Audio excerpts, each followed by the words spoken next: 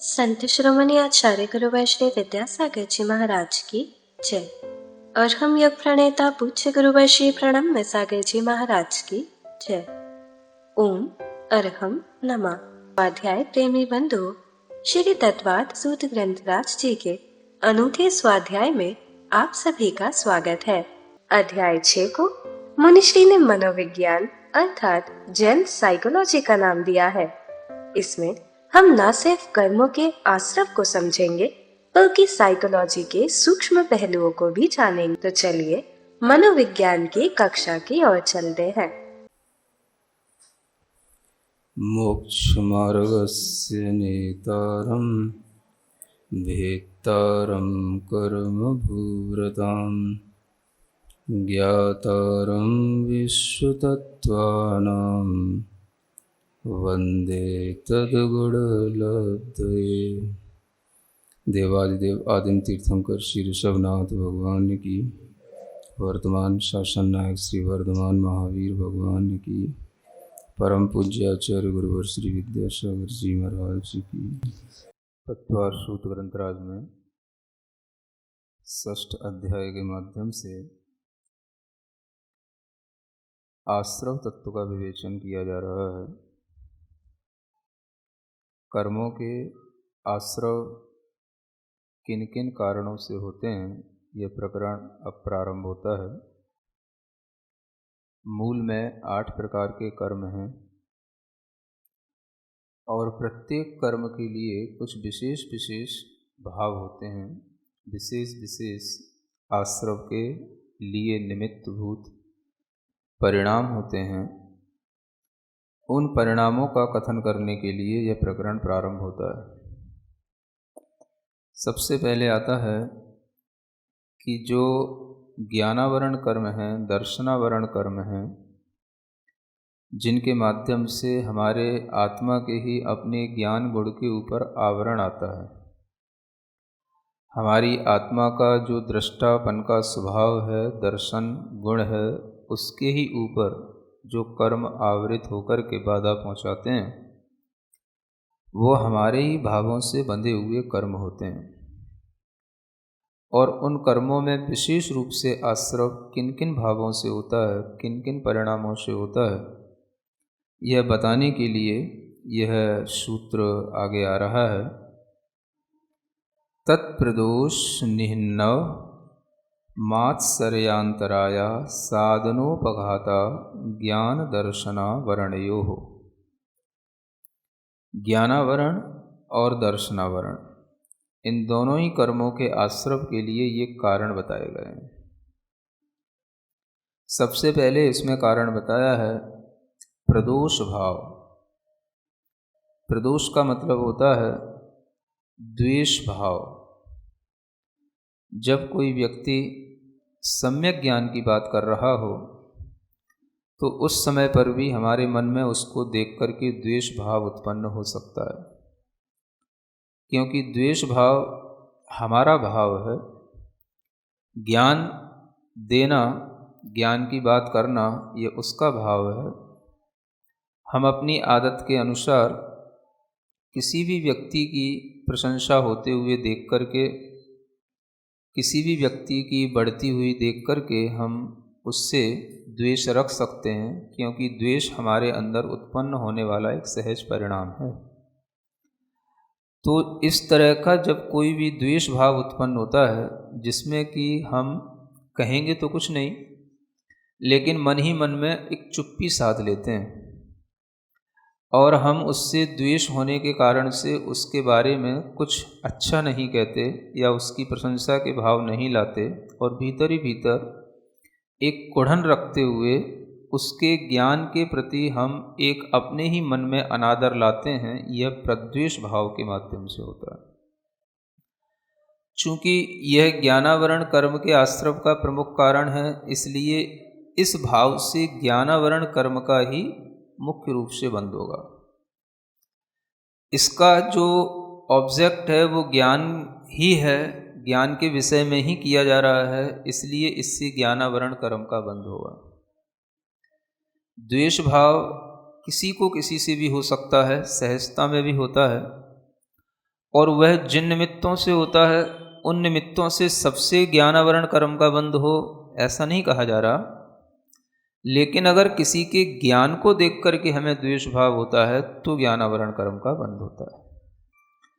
किसी का ज्ञान कोई बहुत अच्छा बताता है या कुछ बखान करता है, किसी भी तरह के अच्छा एक्सप्लेनेशन करता है, और उसकी प्रशंसा को सुनकर के या उसके व्याख्यान को सुनकर के हम भीतर ही भीतर मन में ईर्ष्यावशात या द्वेषवशात उससे हम चुप्पी साध लेते हैं, उसके लिए हम मौन हो जाते हैं या हम उसके बारे में कुछ भी कहना पसंद नहीं करते हैं, तो यह भी मन का एक भाव प्रद्वेष भाव कहलाता है।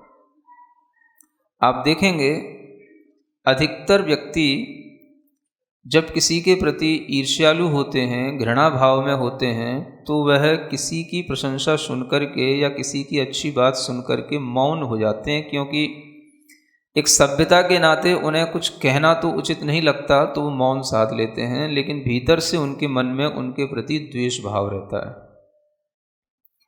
तो इस तरह का भी कोई जो चुप्पी साधने का, मौन भाव धारण करने का भाव आता है, ये ज्ञानावरण कर्म के बंध का कारण होता है। यह हर उस व्यक्ति को समझने और ध्यान रखने योग्य है जो ज्ञान के साथ कर रहा है, ज्ञान का आचरण कर रहा है या ज्ञान का अर्जन कर रहा है, वह चाहे लौकिक क्षेत्र में हो चाहे अलौकिक क्षेत्र में हो। लौकिक क्षेत्र में भी स्कूलों में, कॉलेजों में स्टूडेंट्स के अंदर यह प्रवृत्ति मिलेगी, और जो अलौकिक क्षेत्र में भी शास्त्रों का व्याख्यान करते हैं, ज्ञान का प्रकाशन करते हैं, किसी भी तरह से अपने सम्यक ज्ञान के माध्यम से लोगों को ज्ञान देते हैं, उनके प्रति भी लोग विद्वेष भाव धारण कर सकते हैं। और इसी कारण से यह ज्ञान का क्षेत्र लौकिक और अलौकिक दोनों रूपों में व्यापकता के साथ में चलता है। और ज्ञान के साथ यदि इस तरह का प्रद्वेष भाव आता है तो उसे आचार्य कहते हैं कि यह मुख्य रूप से उस व्यक्ति के लिए ज्ञानावरण कर्म के बंध का कारण बन रहा है। यह भीतर ही भीतर जो भाव हो रहा है, हम कह तो किसी से कुछ नहीं रहे, लेकिन फिर भी कर्म का बंध तो आपके भावों से होगा, आप चाहे कुछ कहें या ना कहें। द्वेष नहीं होना चाहिए।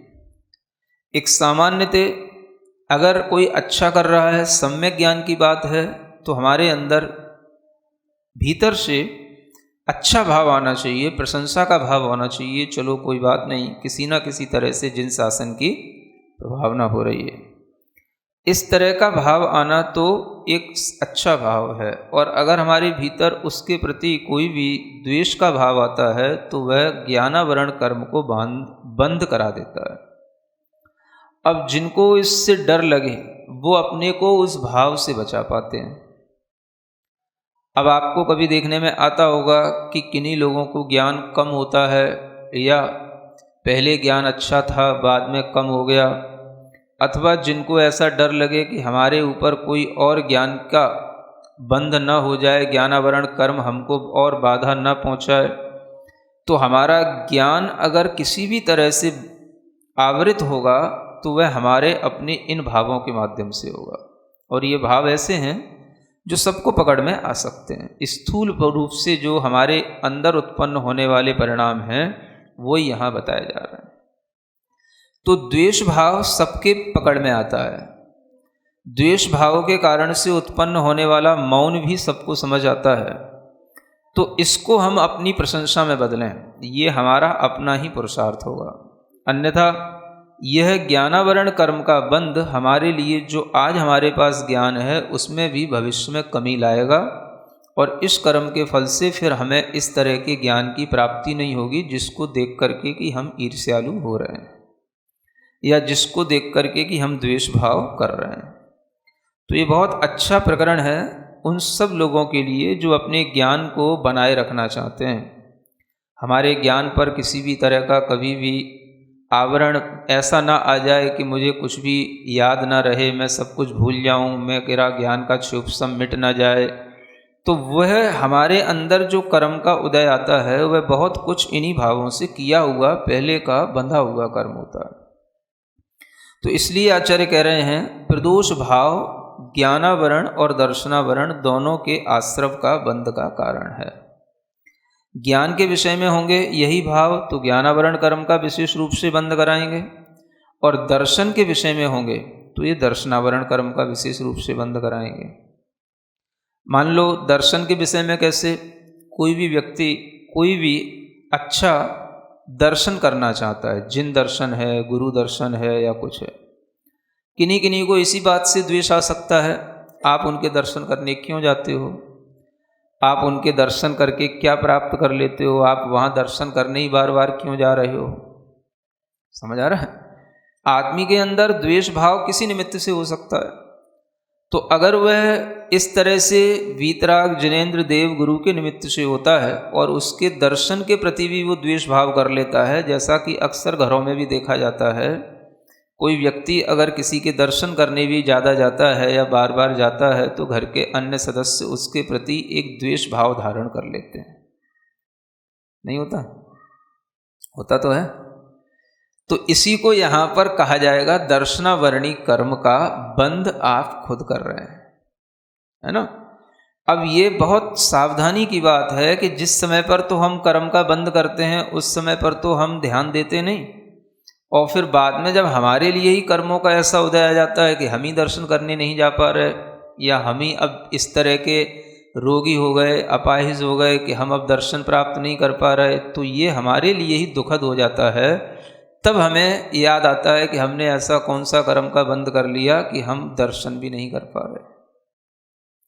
तो ये ध्यान रखें कि कोई भी व्यक्ति जो अपने ज्ञान के साधनों का किसी भी तरीके से प्रयोग कर रहा है और दर्शन के साधनों का भी जो प्रयोग कर रहा है या उनको अपना रहा है, उसके प्रति हमारे मन में प्रद्वेष भाव नहीं होना चाहिए, और उसके प्रति इस तरह का द्वेष नहीं होना चाहिए जिससे कि हम उसके कार्य से प्रशंसा को भीतर से प्राप्त न हो और हम भीतर ही भीतर उससे मौन साध लें, चुप्पी साध लें, उससे बोलें ना, और घृणा के कारण से हम उसकी भीतर ही भीतर जो है निंदा भी करें। इस तरह का जो भाव है यह हमारे लिए विशेष रूप से ज्ञानावरण दर्शनावरण कर्म के बंध का कारण बन जाता है। ज्ञान के विषय में होगा प्रदोष भाव तो ज्ञानावरण कर्म का बंध कराएगा, और दर्शन के विषय में होगा तो ये दर्शनावरण कर्म का बंध कराएगा। इसी तरह से आचार्य कहते हैं द्वेष और जब आगे बढ़ता है तो फिर अब देखो शुरुआत तो कसाय से ही होती है किसी चीज़ की, है ना। अब वो कसाय बढ़ती हुई कैसे आगे आगे जा सकती है। तो द्वेष से चीज़ शुरू हुई, द्वेष अपने तक रहा, तब तो अपन चुप रहे, मौन रहे, लेकिन फिर भी द्वेष तो था, उससे भी कर्म का बंध होता है। वही चीज़ आगे दूसरा फैक्टर है निन्नव। क्या बोलते हैं? निन्नव। निन्नव का मतलब होता है छुपाना।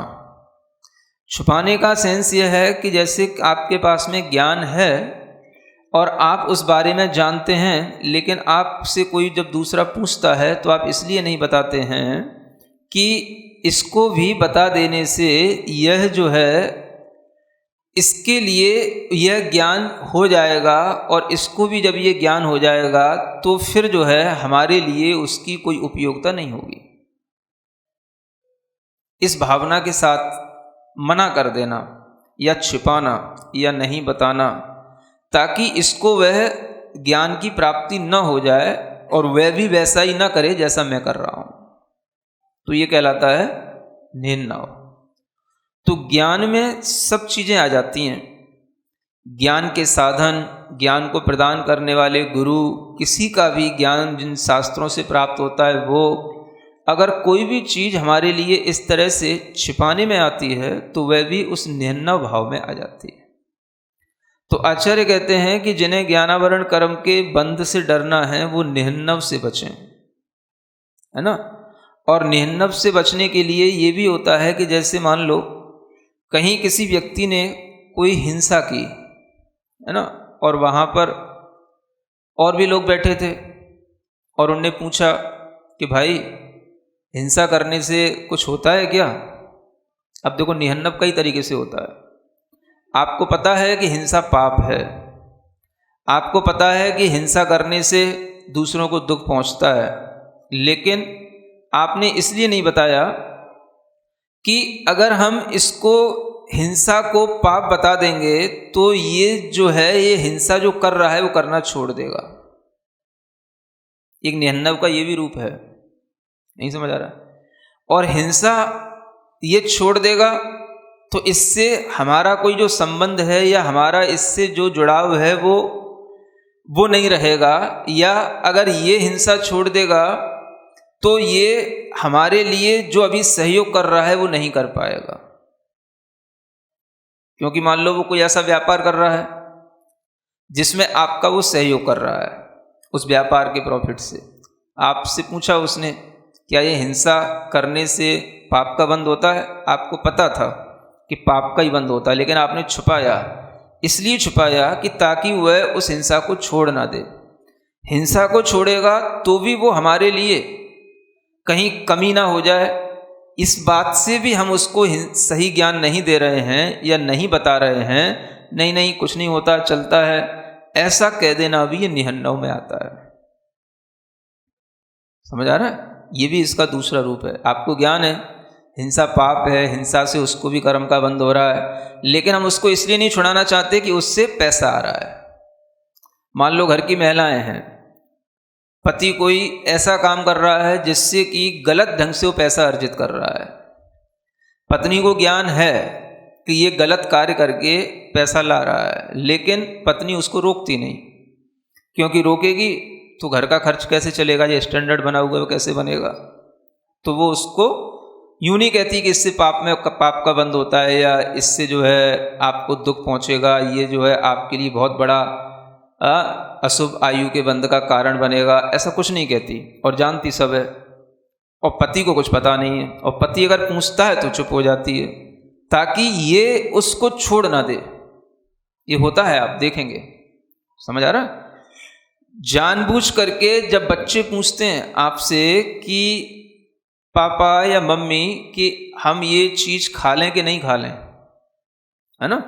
कई बार बच्चे पूछते हैं, बाजार की चीज़ है या कोई भी चीज़ है वो पूछ रहे हैं, तो आपको पता होता है कि खाने योग्य नहीं है, लेकिन आप इसलिए कि ये नहीं खाएगा तो मैं भी नहीं खा पाऊंगा, तो उसके लिए भी आप कहते हैं नहीं बेटा कुछ नहीं होता, खा ले खा ले। समझ आ रहा है ना? ये बहुत होता है। ये हम जो छिपाते हैं ये अपने ज्ञानावरण कर्म का बंद करते हैं। बच्चे इतने समझदार होते हैं, उन्हें जब कोई दूसरा बच्चा देखते हुए मिलता है, कहता है ये पटाखा नहीं चला रहा। बच्चे ने अपने पापा से कहा हम पटाखा नहीं चलाएंगे। पापा कहते हैं पटाखे में क्या हो रहा है, क्या हो रहा है, ये दुनिया चला रही है, तू क्यों नहीं चलाएगा, तू क्यों नहीं जलाएगा। पापा को पता है कि यह हिंसा का काम है, लेकिन फिर भी उन्हें भी करना है, बच्चे को भी कराना है, और इसलिए कराना है ताकि बच्चा सब कुछ करे, छोड़े नहीं, छोड़ ना दे कुछ भी। तो इसलिए भी हम उससे सही बात जो नहीं बता रहे हैं उसको छिपा रहे हैं। ये भी निहन्नव में आता है, ये भी ज्ञानावरण कर्म के बंध का कारण बनता है। और ये सब करते हैं।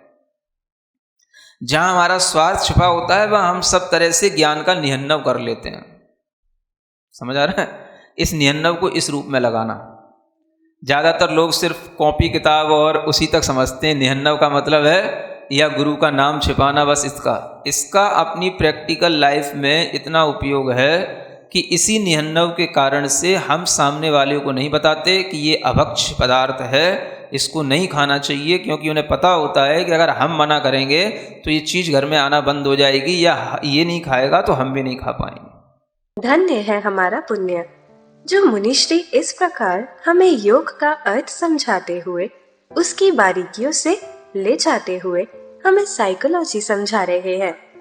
यह पुण्य आप और भी बढ़ा सकते हैं।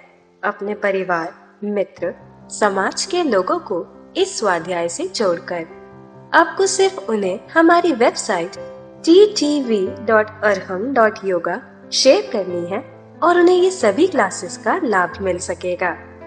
आज का सवाल जीतने का और मुनिश्री के समक्ष अपनी शंका रखने का मौका भी मिलेगा। जैन साइकोलॉजी सीखने के लिए पिछले अध्यायों की जानकारी जरूरी नहीं है। आप डायरेक्ट अध्याय 6 से भी पढ़ना शुरू कर सकते हैं। तो आज ही अपने बच्चों को, मित्रगणों को, परिवारजनों को इससे जोड़ें। ओम अर्हम नमः। तो चलिए आज की कक्षा का एक क्विक रिवीजन कर लेते हैं।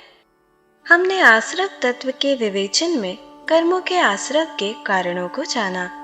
सूत्र 10 में हमने आत्मा के ज्ञाता दृष्टा स्वभाव को आवृत करने वाले ज्ञानावरण और दर्शनावरण कर्मों का आश्रव करने वाले भाव भी जाने। पहला भाव है प्रदोष यानी द्वेष भाव। इसमें सम्यक ज्ञानी के ज्ञान को देखकर द्वेष के भाव सहजता से उत्पन्न होते हैं। हम मन ही मन कुढ़ते हैं और चुप्पी साध लेते हैं। उनके ज्ञान के प्रति प्रशंसा का भाव न आकर अनादर का भाव आता है। ऐसा नहीं कि द्वेष से हमेशा ज्ञानावरण कर्म का बंध होगा। क्योंकि यहाँ द्वेष का मुख्य कारण ज्ञान है, इसीलिए यह मुख्य रूप से ज्ञानावरण कर्म के आश्रव और बंध का कारण है। किसी के अच्छे सम्यक व्याख्यान को सुनकर, उसकी प्रशंसा सुनकर ईर्ष्यावश या घृणावश मौन धारण करने से भी ज्ञानावरण कर्म का बंध होता है। यह लौकिक स्कूल कॉलेज में या अलौकिक दोनों ज्ञान के क्षेत्रों में व्यापकता के साथ चलता है। आचार्यों के अनुसार चाहे हम किसी को कुछ कहें या ना कहें, पर कर्म बंध तो भीतर के भावों से होता है। यह स्थूल भाव मौन आदि सब पकड़ सकते हैं। ज्ञानावरण कर्म का बंध भविष्य में हमारे ज्ञान में कमी लाएगा। हम जिस ज्ञान को देख ईर्ष्यालु हो रहे थे, उस ज्ञान की प्राप्ति नहीं होगी। यह पहले बंधे हुए ज्ञानावरण कर्म के उदय के कारण ही होता है कि कुछ याद नहीं होता, भूल जाते हैं। इसीलिए जो अपने ज्ञान को बनाए रखना चाहते हैं, वह पुरुषार्थ कर द्वेष भाव से बचे और उसे प्रशंसा के भाव में बदले। दर्शन के विषय में प्रदोष भाव दर्शनावरण कर्म बंध का कारण होता है। इसमें दूसरों के द्वारा अच्छे से वीतराग जिनेंद्र देव और गुरु दर्शन करने से द्वेष भाव उत्पन्न होता है। ऐसा अक्सर घरों में होता है, जब एक सदस्य के ज्यादा दर्शन करने पर बाकी सदस्य द्वेष भाव धारण कर लेते हैं। वे दर्शनावरण कर्म का बंध कर भविष्य में खुद भी रोग आदि के कारण दर्शन से वंचित रह जाते हैं। प्रदोष के मौन के बाद निम्न यानी छुपाने का भाव आता है। इसमें हम अपने ज्ञान को दूसरों के पूछने पर भी इसलिए नहीं देते कि इससे उसे भी ज्ञान मिल जाएगा और आपकी योग्यता नहीं रहेगी। इसमें ज्ञान की सभी चीजें जैसे साधन प्रदान करने वाले गुरु, शास्त्र आदि आते हैं। जिन्हें ज्ञानावरण कर्म के बंध से बचना है, वे निन्नव से बचें। निन्नव को ज्यादातर लोग सिर्फ कॉपी किताब और गुरु का नाम छुपाना ही समझते हैं। हमने इसके कई प्रैक्टिकल लाइफ के उदाहरण देखे हैं। जैसे ये जानते हुए भी कि हिंसा पाप है, आप दूसरों को नहीं बताते क्योंकि उससे वह हिंसा छोड़ देगा और उससे जो आपका व्यापार आदि में सहयोग हो रहा था वो नहीं होगा। पत्नी जो पति के गलत ढंग से अर्जित पैसे से स्टैंडर्ड से चल रही थी, वो कहीं इसे छोड़ ना दे, इस डर से उसके पूछने पर भी वह उसे नहीं बताती कि यह पाप है और उसके लिए अशुभ आयु के बंध का कारण बनेगा। बच्चों की अभक्ष्य चीज खाने के बारे में पूछने पर इस डर से कि यदि ये नहीं खाएंगे तो मैं भी नहीं खा पाऊंगी, उससे सच छुपाते हैं। समझदार बच्चे यदि दूसरों को देखकर पटाखा नहीं जलाएं, तो चूंकि हमें भी पटाखे जलाने हैं, हम उनसे छुपाते हैं कि पटाखे हिंसा का कारण है और उन्हें इसके लिए प्रेरित करते हैं। अपना स्वार्थ छुपा होने के कारण हम सब इस तरह ज्ञान का निंदन करते हैं। तो चलिए अब हम सभी चिन्वाणी स्तुति करेंगे और तत्पश्चात समय होगा आज के सवाल का। सिरिजिणवाणी जग कल्याणी जग जन मदतम मोहरी जणमण हारी गढ़हर हारी जम जरा भव रोग हरि तिथियराणम दिव्य झुणिम जो पढ़ई सुणई मय्ये धारई णाणं सौखमणन्तं धैर्य सासदमोक्षपदं पावै सासदमोक्षपदं पावै। अब समय है आज के प्रतियोगिता प्रश्न में भाग लेकर आकर्षक पुरस्कार जीतने का। आप अपने फोन को QR कोड स्कैन करने के लिए तैयार रखें या दिए गए लिंक पर जाएं। आप अपना उत्तर चुनकर हमें कल शाम 5 बजे तक भेज सकते हैं। 3 भाग्यशाली विजेताओं को मिलेंगे आकर्षक पुरस्कार। विजेताओं का नाम इसी कार्यक्रम में हर रविवार को घोषित किया जाएगा। साथ ही सभी प्रश्नों के सही उत्तर भी बताए जाएंगे। आज का सवाल है, किसी के ज्ञान की प्रशंसा सुनकर मन में ईर्ष्यावश या द्वेषवश चुप्पी साध लेने से कौन से कर्म का बंध होता है? दर्शनावरण, ज्ञानावरण, वेदनीय, अंतराय। अध्याय 6 की कक्षा 9 के आज के सवाल का सही उत्तर है अप्रत्यवेक्षित निक्षेप।